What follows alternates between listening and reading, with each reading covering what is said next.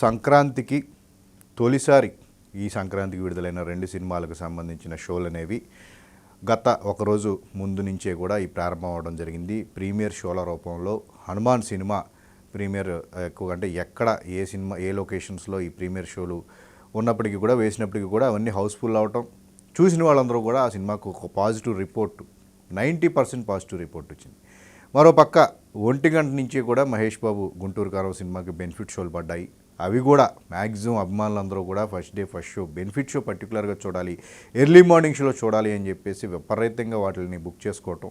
So ఆ సినిమాకు సంబంధించి కూడా ఫ్యాన్స్కి సంబంధించి వాళ్ళందరూ కూడా మహేష్ పెర్ఫార్మెన్స్ తాము ఆస్వాదించామని చెప్పేసి వాటికి 2 సార్లు మేము చూస్తామని చెప్పేసి కూడా చెప్తున్నారు. అయితే కంపారిజన్లో రివ్యూస్ పరంగా కానీ కొంచెం పబ్లిక్ టాక్ పరంగా కానీ హనుమాన్ అనే సినిమా కొంచెం ఫేవర్ ఉంది. ఎందుకు అంటే ఈ ఫేవర్ అంటే కొంచెం ఈ ఫస్ట్ నుంచి కూడా కాస్త సింపతి అనేది ఈ సినిమా మీద ఉంది. దానికి తోడు హనుమాన్ అని చెప్పి ఒక సెంటిమెంట్ మనందరిలోనూ ఉంటుంది.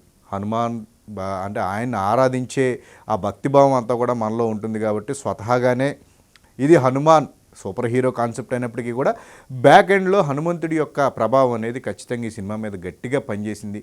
ఎవళ్ళ కాళ్ళు ఈ సినిమాను చూడాలి అని చెప్పేసి వాళ్ళు ఎక్కువగా ఓన్ చేసుకుని ఈ సినిమాను పర్టికులర్గా ఈ సినిమాకు సంబంధించి థియేటర్లో ఇవన్నీ కూడా ఒక కాంట్రవర్సీ నడిచినప్పటికీ కూడా ఆడియన్స్ చాలామంది హనుమాన్ సినిమాను ఓన్ చేసుకున్నారు. సో దానివల్లే ఈ సినిమా దాన్ని విజువల్గా తీసుకొచ్చిన విధానం దర్శకుడు ప్రశాంత్ వర్మ దీన్ని విజువల్గా అంటే డైలాగులు తక్కువ, విజువలైజేషన్ మీద ఎక్కువ దృష్టి పెట్టడం, అది కూడా తక్కువ బడ్జెట్లో ఒక మంచి అవుట్పుట్ నన్ను తీసుకురాగలటం అనేది ఈ సినిమా విషయంలో ఒక ఈ అవుట్పుట్ చూసిన తర్వాత ఆడియన్స్ చాలా పాజిటివ్గా ఫీల్ అవ్వడం జరిగింది. అయితే ఫస్ట్ హాఫ్ అంతా కూడా ఈ సినిమాకు సంబంధించి పూర్తిగా పాజిటివ్ ఉన్నప్పటికీ కూడా సెకండ్ హాఫ్లో మళ్ళీ కాస్త రెగ్యులర్ సీన్స్ పడ్డాయి అని చెప్పేసి రిపోర్ట్ వచ్చింది. బట్ అల్టిమేట్గా సినిమా క్లైమాక్స్లో వాటన్నిటిని పటాపంచలు చేస్తూ హనుమంతుడి యొక్క భక్తిని హైలైట్ చేస్తూ ఆ గూస్ బంప్స్ మూమెంట్స్ని తెప్పించి ఎండ్ చేయటం, దీనికి సెకండ్ పార్ట్ దాన్ని కూడా రివీల్ చేయటం నెక్స్ట్ ఇయర్ అని చెప్పేసి కూడా జై హనుమాన్ అని చెప్పేసి రివీల్ చేశారు.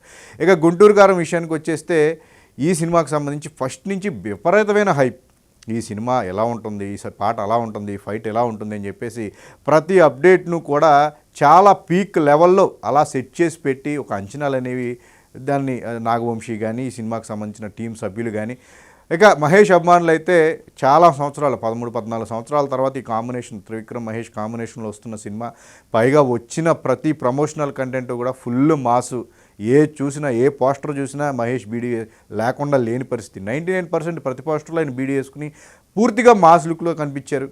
వచ్చిన మాస్ సాంగ్స్ ఇవన్నీ కూడా విపరీతమైన అంచనాలు ఈ సినిమా మీద పెంచాయి.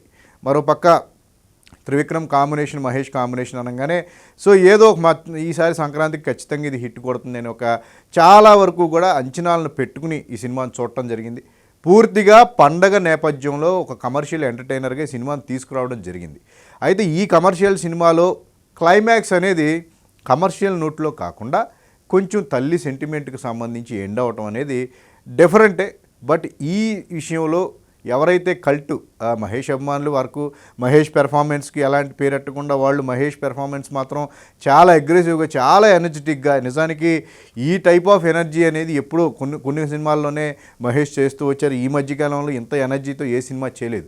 పైగా మహేష్కున్న ప్రధానమైన లోపం ఏంటంటే ఆయన అందరు హీరోలు మిగతా యంగ్ హీరోల్లాగా డ్యాన్సులు వెయ్యరు అని చెప్పే కంప్లైంట్ ఉంది కదా. సో వాటన్నిటినే పటాపంచలు చేస్తూ ఈ సినిమాలో ఆయన శ్రీలీలతో కలిసి వేసిన డ్యాన్సులు మాత్రం థియేటర్లో దద్దరిల్లిపోయాయి అంతే.